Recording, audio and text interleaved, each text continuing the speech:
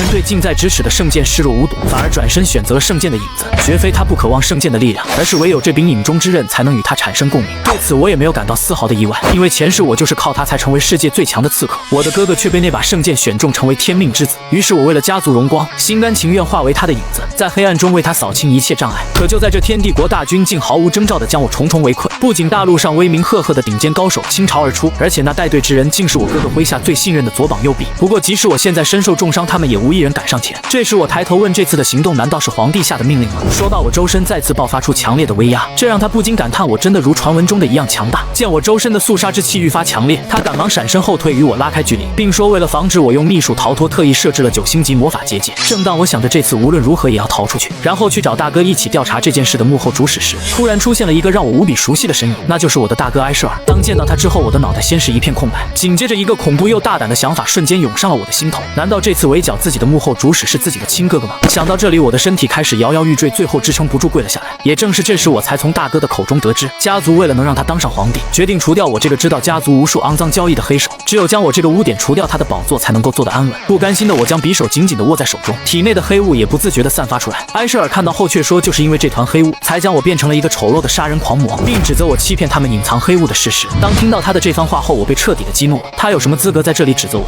无论是前不久的帝国内部皇位之争，还是先前的魔王军讨伐，甚至独自暗杀魔王，就连与别国的大陆统一战争，这些大大小小的战役中，哪个没有我的身影？他们明面上不能出手时，哪个不是我替他们摆平？只要是家族提出的要求，我都会毫不犹豫地去执行。可如今我却像是一把带着血的凶器，家族为了掩埋那些黑暗，居然想要让我永远闭上嘴巴。身后的众多强者在看到我到这个时候还能爆发出这么多的魔力，无比感到万分的惊讶。我完成变身后说，这个世界上独一无二的战斗英雄，居然因为害怕自己的弟弟就想将其除掉，真是可笑啊！听到我说的话后，他也有些被激怒。下一秒，我一个闪身大步上前，便与他展开激斗。我靠着超高的移动速度，不停地变换方位朝他发起攻击。只要让我碰到他一次，就可以利用黑雾给他造成无法治愈的伤口。就在我找到破绽，即将触碰到他时，却被一道光幕挡了下来。抬头看向他身后，发现是他手下释放的结界魔法。趁我惊讶分神之际，他转身拔剑刺穿了我的身体，给予我力量的匕首也一个不稳应声落地。埃舍尔的冷漠像块冰冻住了我的所有反抗，最后一脚将我给踢开。此刻我躺在地上，心中只有不甘。就在他们准备收兵转身离去的时候，我用尽最后一丝力气捡起匕首，愤然起身朝着他的背后冲去。眼看我的刀锋就要割断他的喉咙，突然间他释放出圣剑的力量，彻底将我给碾碎。等我在睁眼时，发现自己浑身是汗，而且一旁还有我曾经的女仆艾米丽在喊我起床。可让我感到疑惑的是，我们分明已经有20年没见过了，但她的容貌怎么跟我小时候记忆里的一样，丝毫没变？而且这周围的房间布置好像也是我小时候的样子。突然意识到什么的我赶忙摸了摸自己的脸，发现就连自己的样貌也回到了小时候。没等我想完，艾米丽打断了我，说我是不是不想去对练才这样故意拖时间。这时的我才明白过来，自己可能是穿越回小时候了。等我出来看着这熟悉的公爵城堡后，就更加确定了。不一会儿，我就被艾米丽带到了一处广场上。我想起来这个时间段应该是27年前的985年，每个月初的时候，在公爵的领地都会举办剑术对练。届时我的父亲，也就是这片领地的主人贝尔特公爵会来观战。如果我没记错的话，今天我的对手就是克兰兹，他是我同父异母的兄弟。不过因为他的母亲是正室，所以他在家族中的地位也要比我高。而我一个连自己的母亲都不知道是谁的私生子，在家族处处受到别人的欺负霸凌，并且我还会在这一天的对练上出丑后成为所有人的笑柄。我的父亲也正是从这一天开始打心底放弃了我。在对练开始前，艾米丽怕我受伤，于是劝我要不直接投降吧。对此我果断拒绝了他的提议。可当我拔出剑的那一刻，突然感觉到这支普通的剑居然这么沉，看来自己的身体各项机能也跟着回到从前了。上场后，克兰兹嘲讽我居然见到他还不投降，难不成想要被打成残废吗？我心想，如果这一切都是真实的，那么这一世的结局自己一定要改变。随着公爵宣布对练开始，克兰兹一个箭步上前朝着我冲了过来。在他的眼里，我已经成为了他这场对练的垫脚石。可在我眼里，他的出招动作慢得跟只蜗牛似的，我只是往旁边一个转身就轻松躲过了他的这一击。一击落空后的克兰兹并没有作罢，而是回身拔剑准备刺出下一剑。不过他的剑才刚抬起来就被我打飞了出去，然后我抬腿踹了他的小腿一脚，强烈的痛感让他瞬间出了一身冷汗。此时的他跌倒在地，想要站起来都难。克兰兹的母亲看到这一幕后十分的心疼，现在我只要把手中的剑放到他脖子上，裁判就会宣布这场对练结束。可我并不想就这么早早的结束。在上一世的时候，克兰兹总是经常的欺负我，就连之后进入学院，他对我的霸凌都没有停止过。所以这一次我必须狠狠地教训他，让他从心底里对我产生恐惧。想到我再次抬腿上前，克兰兹看我还不收手，于是赶忙投降。不过他的嘴终究没有我的脚快，还没等他说出口投降2字，我便已经将他打到昏迷。这场对练之后，公爵推迟了原定出征的日子，并且还说要和我进行面谈，甚至还安排他的直属高级骑士耶坎来接我过去书房。正当我们走在路上的时候，克兰兹的母亲玛格雷特迎面走了过来，看着他那一脸不爽的表情，就让我很爽。于是我又添了把火，问他克兰兹在医务室还好吗？公爵夫人，他也成功功的被我激怒回怼我居然把兄弟打成这样，还好意思来问他。不过我没和他做过多纠缠，从一旁直接无视他走了过去。可没想到这女人居然说我的母亲低贱，所以才会生出低贱的我来。听到这句话后，我停住了脚步，然后回头用极其冰冷的眼神看着他，心想要不要将他杀掉。可又一想这样太便宜他了，我要好好的折磨他才行。于是我收回杀意，问他知不知道我即将要和克兰兹一起进入学院的事情。夫人，您也不想自己的儿子在学院期间出点什么意外吧？从我口中听出威胁的气息后，他抬手就准备教训一下我，不过却被一旁的耶卡拦了下来，并说公爵大人找我有些急事，不能再耽搁时间了。说罢还给他一个锐利的眼神。玛格雷特无奈也只好收手作罢，因为在这里公爵的命令是要被无条件绝对服从的。同时我感到耶卡还是十分可靠的，居然在面对公爵的正事时都不屈服。等进入书房后，公爵一个人站在那儿看向窗外，我上前后先是鞠躬见过父亲，这样算来的话，自己已经有15年没有单独和父亲待过了。他是管理着乌什普帝国西部领地贝里阿斯的大诸侯，同时也被人们尊称为大陆的守护者。他靠着超强的魔法能力和为人处事之道为基本，在最前线抵抗了魔族一波又一波的攻势。在我的记忆里，我想要的只有一个，那就是大陆和平，不再有纷争。可在我眼里，他就是一个一辈子为了别人奉献自己的愚蠢之人。这时我们坐下后，他问我是怎么躲开克兰兹的攻击的，并问我是什么时候学习的剑术。我早就知道自己是瞒不过父亲的，于是我便找了个借口，说是每晚自己都会独自练习。紧接着父亲说句他所知我不仅没有一点剑术天赋，而且还对剑术这种东西极其的不感兴趣，问我为何要隐藏这么优秀的实力。我假装羞涩地告诉他，其实自己不想太引人注目。可父亲继续追问我为什么将克兰兹击败后还要上前暴揍他一顿。当听到这个问题后，我心头一颤，父亲肯定是想通过这个问题来看看我的人品和格局，于是我便说自己只是想证明一下而已。在他询问我证明什么的时候，我告诉他是为了证明虽然我们都是父亲的儿子，但是我要比克兰兹更强，我认为这也是对练的真正意义。父亲听完我说的这番言辞后突然笑出了声，然后夸我的回答非常的冷静睿智，让他很是欣慰，并说我日后肯定能成为埃舍尔强力的后援。当我听后大哥的名字后，又回想起他那冰冷的长剑刺入我体内的感觉，看来父亲对埃舍尔依然是如此的看重和执着。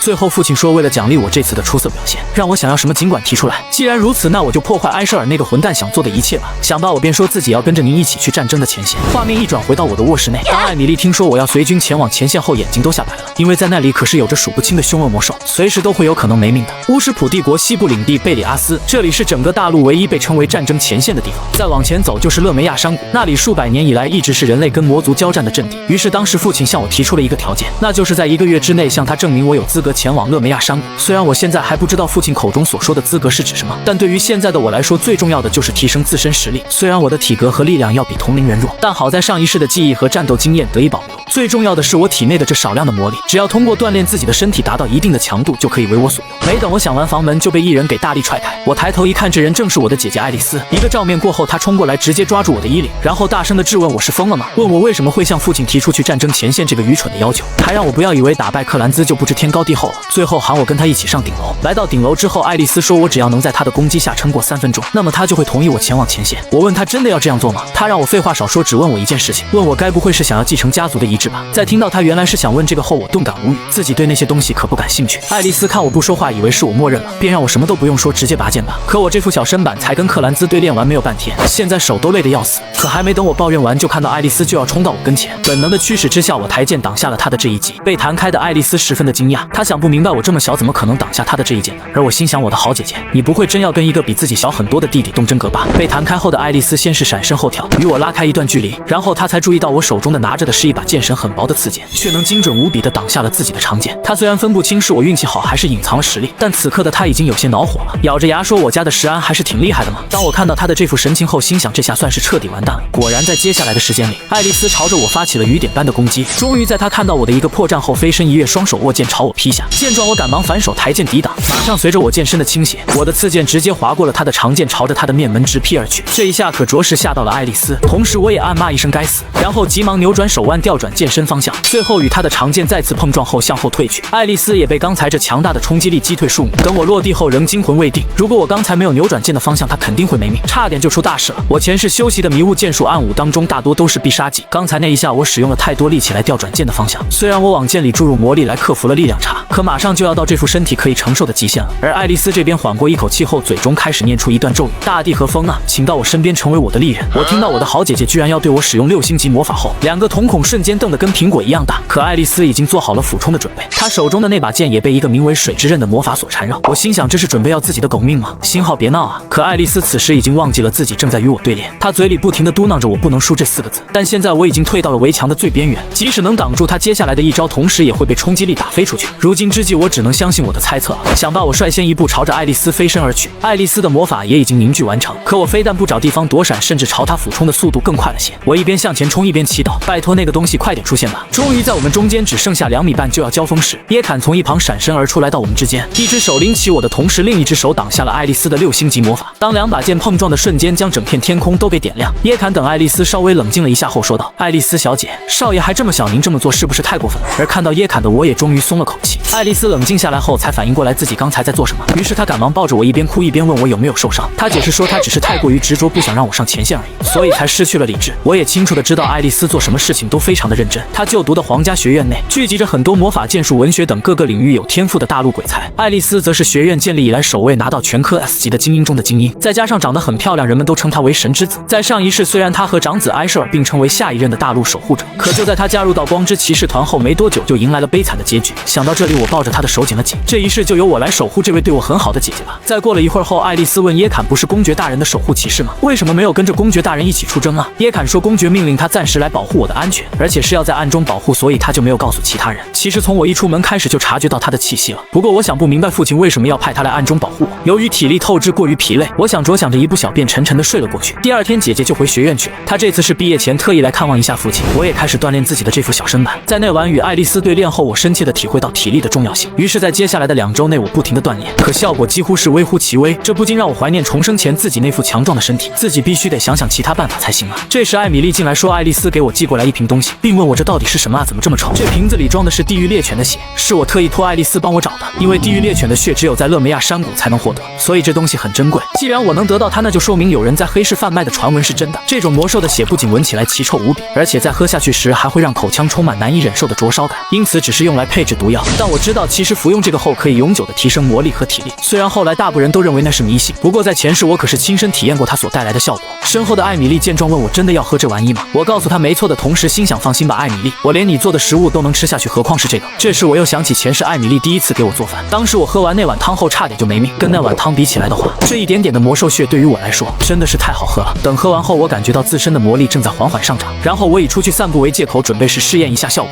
等走出城堡后，我往一处自己熟悉的地方走去。在过去的2周内，我一直在等待这一天，因为这天耶坎会为了定期汇报离开城堡一段时间。在上一世的时候，光之神卢缅迪尔的启示降临到了埃舍尔身上，启示中显示贝里阿斯领地后山的某处有一座沉睡的神殿，最后埃舍尔就是根据启示得到了那把强力的圣剑。不过如今的这个时候，启示还没有降临，所以此时这个下面有着什么，在这个世界上只有我知道。随着我将手中的魔力注入地面，泥土开始大面积被翻涌上来，最后在附近的一片泥土塌陷后亮出一个向下的通道。接下来我要做的事情恐怕埃舍尔一辈子都不会猜到。随后我沿着楼梯向着地下走去，这个地方是在300年前发生神魔战争的时候用来供奉光之神卢缅迪尔的古代神殿。等我走进神殿后，看到正中央有个东西闪闪发光，走近一看，正是那把圣剑。在创世历的999年时，人类在付出惨痛的代价后，终于赶走了占领贝里阿斯的魔王军。本来魔族的各项身体指数都远超于人类，不过人类靠着在那些个古代遗址中挖出来的神之武具，才有了与之抗衡的能力。在众多遗物当中的这把杜兰达尔科是受到了光之神卢缅迪尔庇护的圣剑，也是在与魔族大战中的关键性道具。最后埃舍尔用它给了我一个悲惨的结局。这时我心想，或许自己的重生，或许和被杜兰达尔科斩杀有关联。想到这里，我用手轻轻地触碰这把圣剑，结果不出意外的没有任何的反应，这让我忍不住踹了他一脚。什么狗屁圣剑！本来我还以为这一世会有所不同呢，到头来还是让我白白期待了。于是我转身就准备先去做来这里要做的真正的事情。等我绕过圣剑来到后面时，果然看到了地板上的那个东西。乍一看或许会以为这是圣剑的影子，但哪有影子酷酷的往外冒黑气呢？有任何有光的地方就必然会有黑暗。随着我蹲下身旋转地上的那个大圆盘，一条通往无尽黑暗的楼梯便缓缓地升起，而这就是被光之祭坛所遮住的通往另一个空间的通道。在走过阶梯后，我打开了一扇门走了进去，看到了悬浮在中央那把无比熟悉的匕首。这把匕首的名字叫做魔剑凯伊兰，前世我登顶世界最强刺客之巅，这把黑暗之剑就是我手中最致命的王牌。当我拔出剑的同时问他这些年睡得还好吗？是时候该起床了凯伊兰。结果看他半天没反应，我开始用力的甩了甩。不过这种熟悉挥剑的感觉顿时让我感到一阵爽感。此时的我只想拿着它去切些什么。在又甩了几下后，地上突然升起一道黑影。他说我这个小鬼的胆子倒是挺大的，难道不知将他唤醒后意味着什么吗？我说是不是就意味着从今以后我就是这把剑的主人了？不过他仍然自顾自地说，竟然敢唤醒沉睡的魔剑，那你的身体就是我的了。说罢他化作一道烟雾朝着我快速地冲来，不过却被我直接掐住了脖子。下一秒他被迫显出原形的同时表情中满是震惊，他想不明白我为什么可以触碰到他的本体。见状我告诉他自己已经说过了，你以后是我的了。没等我的话音落下，他又伸出利爪准备对我发起攻击，不过我只是稍微向后一闪便轻松躲过，但这也给了他机会挣脱开我的手掌后迅速后退与我拉开距离。等稳住身形后，他开始问我是谁。等看到到我周围的魔气后，又问我为什么身上会有阿厄尔的气息。我告诉他自己就是阿厄尔的继承者。既然主人回来了，你是不是应该乖乖的听话呢？凯伊兰，他见自己居然被我一个毛头小子挑衅，顿时气上心头，于是开始上前与我展开激战。魔剑的最终目标就是夺走使用者的身体。见此，我心想，看来我好好的跟他说是不管用了。就在他突破我的防御，准备入侵我的身体时，我的嘴中突然说出一段晦涩的咒语。下一秒，飞在半空中的凯伊兰突然重重的摔在地面。我说趁现在自己心情还不错，赶快认自己为主人，免得吃苦头。可即便他现在承受着高强压力，但仍不服软，问我怎么会使用这个咒术，还骂我是个嚣张的小鬼。没等他说完，我再次施展咒语，让他的头重重的磕进地里。见他还不服软，我便开始不停的念咒语，再把他的整个上半身都磕进地里后，他才终于认可了我。看我还想继续念咒语，只好识趣的喊了我声主人。完成任务后，我就准备往回赶去，毕竟自己出来太久的话，别人会起疑心的。凯伊兰也在这里待了数不清多少年了，如今终于可以跟着我一起出去了，他很是兴奋。出去的路上，他问我的名字叫什么，我告诉他自己叫做什安贝尔特。他看我这么小，便问阿尔真的选择了我这种小鬼吗？我告诉他没错，只不过是在前世，并告诉他自己已经是死过一次的人了。我的这一番话语让凯伊兰有点摸不着头脑。在我们路过圣剑的时候，凯伊兰说看来这家伙还是沉睡。我说他的主人大概还要再过20年才会来唤醒他。在凯伊兰问我好像知道些什么的时候，我已经做好了挥刀的动作。下一秒，随着我手中的魔剑划过，瞬间就将圣剑的剑柄切成了2半。这一举动直接将凯伊兰惊出一身冷汗，问我拿那个干啥。我露出一抹坏笑说这个东西现在可能没什么用，但是以后应该会让事情变得有趣起来的。时间一眨眼就来到了1个月后，父亲将我带到了一片空旷的郊外，问我现在还想着跟他一起去前线吗，并说这个时候我即使改变主意的话，他也不会阻拦或者责怪的。我抬头向他抛出一个坚定的眼神，说自己心意已决。闻言，父亲才对着一旁的耶坎说，将那个家伙放出来吧。耶坎在得到命令之后，从怀中掏出了一卷纸，我一眼就认出那个是魔法卷轴，心想他是想要召唤什么东西出来吗？果不其然，在耶坎使用完这张魔法卷轴后，从中召唤出了一只强壮的魔兽，而这只魔兽正是在前线最常见到的地狱猎犬。这只魔兽虽然在勒梅亚山谷属于低级魔兽嘛，但也绝对不是一个常人可以对付得了的。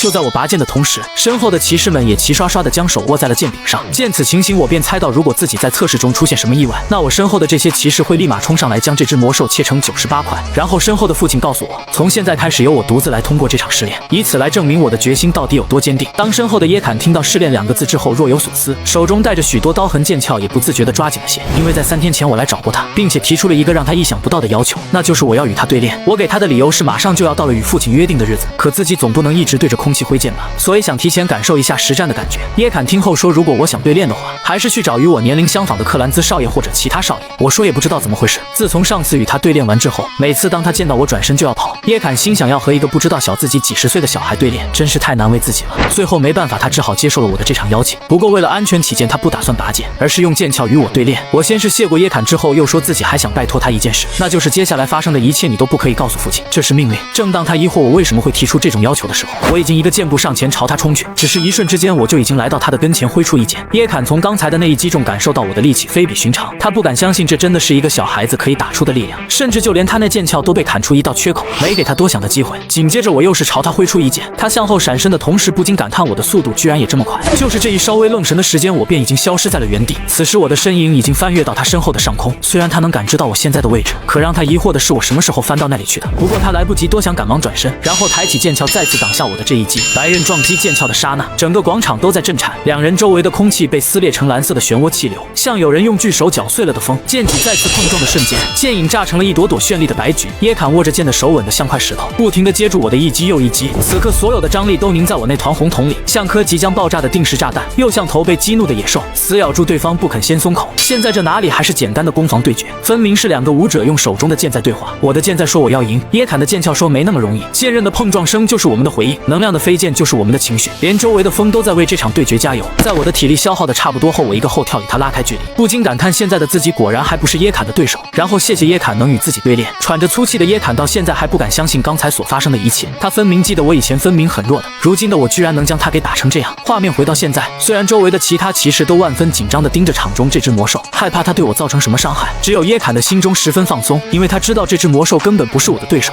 随着战斗的开始，那只魔兽先是一个飞扑朝我扑冲来，我也拔出了剑，打起12分的精神，因为我知道这只魔兽可不像耶坎那样会处处让着自己。等他来到我的跟前后，我先是抬剑挡下那双利爪，如今以自己的体力根本没办法长时间对抗这些魔兽，所以必须得速战速决，想把不等那只只魔兽反应，我先是一个箭步朝他冲去，然后朝着他脖子挥出一剑，接着我又迅速翻身来到他的上空，将手中的剑猛然抛下，正中他的脑袋。周围的骑士在看到这一幕之后大吃一惊，因为就连他们自己也不敢说能在这么短的时间里击杀这只魔兽。父亲则是露出一抹满意的微笑。我在看着地上这只魔兽的尸体感到十分的可惜，因为这些血都够装好几瓶子了。可如果我在这里直接喝的话，大家肯定会把我当成一个疯子。这时父亲走上来拍手，对我不停的夸赞，并说我通过了这次试炼，同意了我跟随他前往前线。在等众人都相继离开后，凯伊兰缓缓地从我体内冒了出来，然后他问我，在我的眼里，他就是用来切菜的菜刀吗？我告诉他，当然不是，你可是魔剑啊，怎么了？紧接着凯伊兰愤怒地质问我，为什么刚才没有用它来战斗？他要饮血才能使出更强大的力量。随后又跑到那只魔兽的旁边，求我让他喝一口吧。这时我将魔剑掏了出来，说让他放心，等过些日子到了前线，我让你喝个够。画面一转，来到几天后的战争前线，由于营寨附近出现大批食人魔，所以警钟被敲响，哈哈。公爵走出营帐之后，让大家不要惊慌，摆好队形准备迎敌。先是让后方的骑士团集体使用救赎的束缚，瞬间就在这些食人魔的上空形成了一个巨大的法阵。下一秒，法阵蔓延到了每只食人魔的脚下，紧接着就有一条条金色的丝线从法阵中钻出来，将这些食人魔给禁锢在原地。最后，随着公爵一声冲锋令下，英勇的骑士们便拔剑冲出营寨，将那些被束缚的食人魔尽数斩杀。因为禁锢法阵所施加的效果时间有限，所以骑士们必须以最快的速度出剑。在他们击杀完一只之后，不敢停歇的又冲向另一只。我身后的艾米丽看着眼前的景象，已经被吓得说不出话来。她不解地问我为什么偏要来这种恐怖的地方，并问我难道就不害怕吗？然而我却从心底里突然生出一股怀念的感觉。在解决完食人魔之后，父亲过来问我来到前线后是什么感觉。我隐藏掉自己嘴角的那一丝兴奋，说自己有点紧张。父亲说我紧张是对的，这里随时都有可能会丧命，所以要我提高警惕。我也告诉父亲自己记住了，在这里像刚才那样的情况可谓是经常发生。战士们平均一天要进行3、4次的战斗，不过每场战斗都会以详细的攻略指南以及实力出众的高级骑士们为基础，来击退所有试图越过这条战线的魔兽。我在来到这里之后，被分配的营帐处于整个战线的最后方，也是最安全的地方。这天我从营帐朝外面看了看，发现自己这一带的警卫要比其他地方更加森严，看来只能等晚上给凯伊兰喂食了。当我注意到艾米丽躲在被子里不停颤抖之后，问她在干什么。听到我的话，艾米丽说，公爵大人不是说了吗，在这里随时都有可能丧命的。闻言我说，那你打包行李回去吧，但却被艾米丽愤然拒绝，并说如果我没有她的话可是不行的，这里周围到处都是魔兽，如果她走了的话，那谁来辅佐我呢？随后当我问她准备的那个斗篷怎么样了，却被她直接无视，说用餐时间到了便走出帐外，只留下我一人在这孤独的房间内。我心想，要不直接将她赶走算了，这也太不将我这个主人放在眼里了。等到晚上的时候，我扎了一个玩偶放在我睡觉的地方，这样别人乍一看以为是我在睡觉。就当我准备起身离去的时候，突然被艾米丽叫住，她迷迷糊糊地问我，这么晚了还要去修炼吗？您这么勤快，公爵大人要是知道了肯定会深感欣慰。我让他别将自己今晚出去的事情告诉别人，你只需要知道我现在还在睡觉就行了。艾米丽听后也迷迷糊糊地答应了下来。这里是战争的前线，所以每当晚上的时候都会加强戒备，因此只有当晚上后方的骑士们去前方增派人手的时候，我才有机会出来自由活动。不一会儿我便已经跑到了一处悬崖上，然后我用暗雾3式滑翔技能从10几米高的地方直接落下。根据前世的记忆，当翻过这处悬崖之后，这后面的魔兽就会越来越多，正是我测试魔剑的最佳地带。想把我将魔剑换出。当凯伊兰闻到这周围充满血的味道后，她浑身颤抖着说自己快要忍不住了，赶紧拿着它去砍点什么。而这些魔兽当看到我之后，也不愿放过这饱餐一顿的机会，立马争先恐后的朝着我扑了过来。对此我先是箭步上前挥刀将最前面的一只切成2半，然后稍作后退开始蓄力。紧接着我使用雾剑风暴技能从所有的魔兽身旁划过，瞬间就将他们杀了个片甲不留。在结束完战斗之后，我走到一只魔兽身旁，将一根管子插了进去，紧接着拿出随身携带的杯子开始接魔兽的血，接满之后将其一饮而下。这熟悉的味道可真是让我怀念。凯伊兰也兴奋地说，自从醒过来到现在，这还是第一次杀得这么痛快，不过只是猎杀这些臭狗，那到什么时候才能变强啊？我让他放心，这个夜晚很漫长，魔兽也很多。听完我说的后，凯伊兰已经激动到颤抖。与此同时，在某处的山路上正行驶着一队人马，坐在中间车厢里的是一位白发姑娘，而她对面的人说，现在去前线的话是非常危险的，现在改变主意的话还来得及。白发姑娘淡淡地说，自己可是帝国的皇女，那就有义务帮助父皇来巡防，并告诉自己的侍女，如果再说这种话的话，她可就要生气了。侍女这时提醒说，好像贝尔特公爵家的小少爷也在前线，听说他的年龄和您差不多。当听到这一消息之后，她感到非常惊讶。侍女说，不是公爵要带着去的，而是那位小少爷像您一样都是自愿前往，而且您和他的年纪也相仿，不如趁这个机会好好相处一下。听到这话后，不好意思的皇女赶忙撇过头说，她才不感兴趣呢。不过她还是问了我叫什么名字。侍女告诉她，我叫做什安贝尔特。最后她看向窗外的月光，嘴中念了2遍我的名字。又过了一段日子之后，这天骑士团像往常一样在周围肃清魔兽。这天的任务完成之后，便准备回去。这时公爵转头向一旁看了看，发现我也刚击杀完一只魔兽之后将剑收回，于是他便走过来问我在前线的这几天还适应吗？我告诉他自己感觉很不错，并且这些天我也学到了不少东西。父亲听后露出一副欣慰的表情，说他本以为我过不了多久就要吵闹着回去，没想到我竟然能坚持下来。见状我内心微微的一颤，因为父亲此时的这副表情在上一世我从来没有见到过。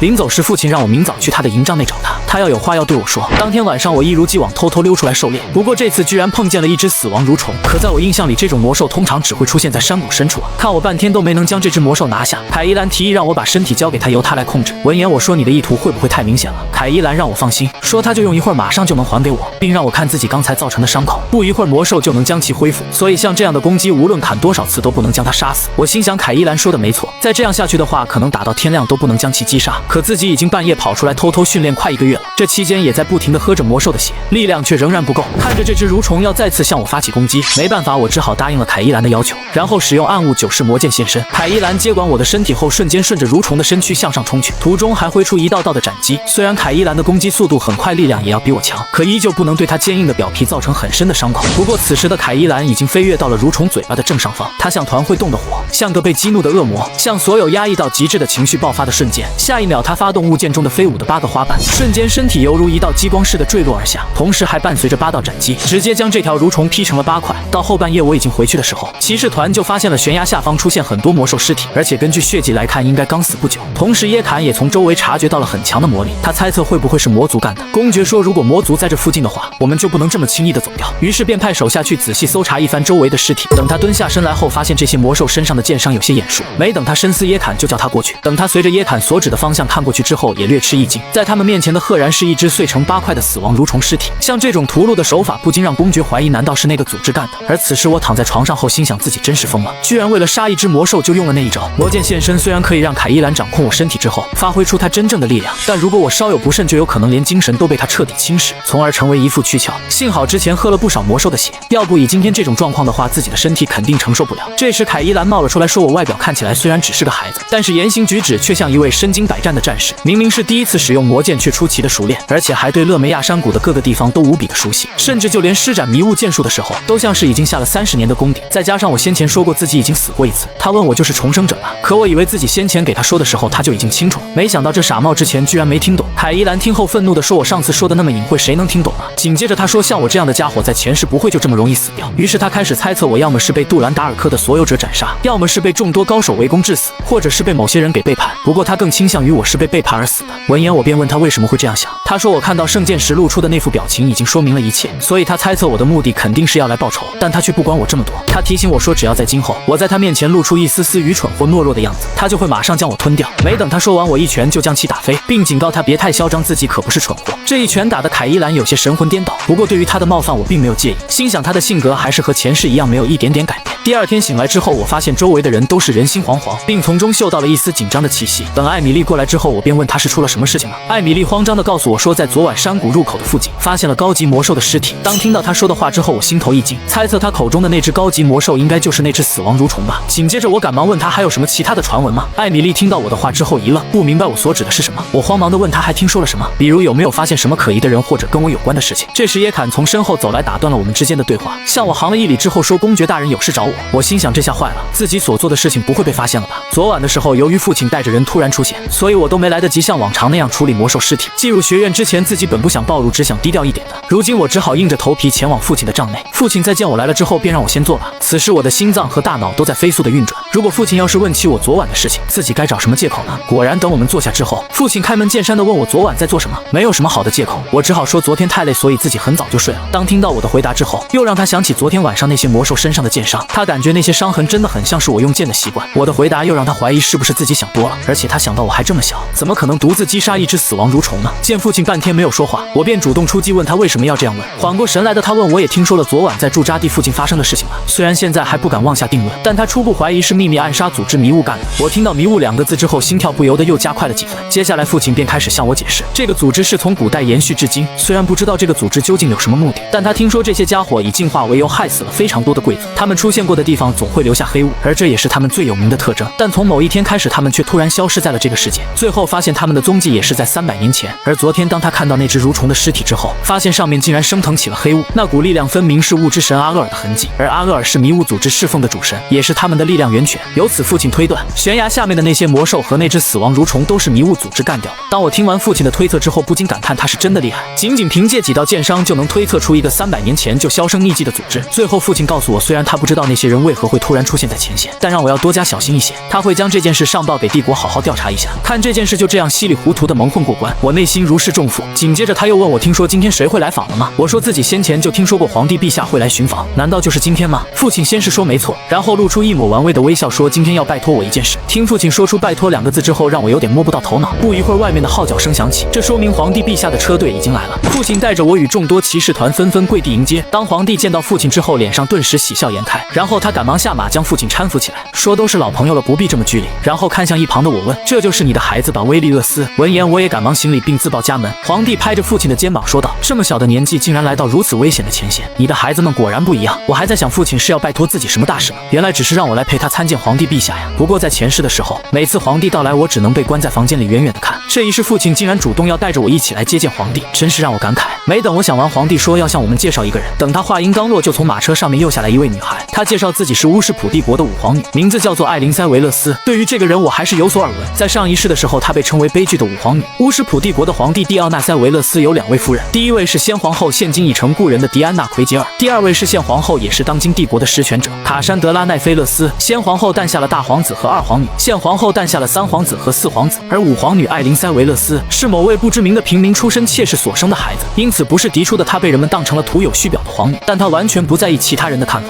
她作为皇室的一员，也作为一国的皇女，尽了所有的责任和义务，而且比任何人都认真学习并提升了自己的能力。但她勤奋努力的样子还是成了某些人的眼中钉，最终被扣上反叛的罪名，赶出了皇城。后来听说她在边疆的某座小岛孤独的病死了，因此她获得了悲剧皇女的名字。如果她没有野心且只享受已有的权势，或许能寿终正寝。就在前不久，父亲已经给我说过要让我照顾一下这位武皇女。当时我不解地问她需要自己怎样照顾，父亲说只需要让我和她好好相处就可以，而且我们年龄相仿，以后去了学院还会成为同学。在上一世的时候，我与她并不算熟悉，只是在去上课的路上偶尔见过几次。紧接着父亲又说，跟皇室的人搞好关系的话对我没有坏处，虽然这次相处的时间不会很长，但他希望我们能给彼此留下一个好印象。虽然说我不太情愿，但也能理解父亲的意图，他是希望我和皇女能变成他和皇帝那样的好朋友。可他不知道的是，他挑错人了，因为我跟艾琳根本没办法成为挚友，是未来的事情自己又不能说出来，所以如今只好按照父亲的意思来办。接下来的时间，父亲便带着皇帝开始在前线的各个区域巡查。在走到一条河旁之后，艾琳问我这条河的颜色为什么是红色的，我向他解释说这条河的名字叫做血河，它连接着整个勒梅亚山谷。据说一些因衰老或受伤无法继续狩猎的魔兽，他们会本能地跳进里面，长年累月下来导致这条河中充满魔力，所以会腐蚀掉魔兽们的体液和遗体，慢慢的就染红了整条河流。听完之后，艾琳惊讶地问我，难道这些河水都是魔兽的血液吗？我告诉他差不多，而且魔兽们也会喝这里面的水，还会在里面洗澡，所以河水很脏，请您不要靠近。紧接着他又问我这条河的尽头有什么，我告诉他是魔界。他又问我难道是那个魔族生活的魔界吗？我说是的，顺着这条河走下去，说不定还能看见魔王呢。看他被我吓得一跳，我露出得意的坏笑，心想魔王怎么会随便来到与人类的交界处，而且怎么可能会有疯子会顺着这条河一直往前走呢？我们又走了一会儿之后，天上突然出现一道亮光，我抬头看了一下，那个方向是西部第3哨所，如果是金色光的话，那就意味着那里正在与魔兽战斗。紧接着父亲先是下令保护皇帝陛下，然后让守护骑士直属队跟他一起前往第3哨所支援。正当他准备转身离去的时候，被皇帝给叫住，说道，威利厄斯，你这样说就太让我伤心了，你以为我来这里是为了看风景爬山的吗？说罢，皇帝便抽出了他腰间那把无比锋利的佩剑。父亲也明白皇帝的性格，所以并没有阻拦。紧接着皇帝对身后的人下令，让自己的部队也加入到父亲的队伍。所有人都听候威利厄斯公爵的命令。父亲这时转过头说让我也加入，对此我毫不犹豫的便答应下来。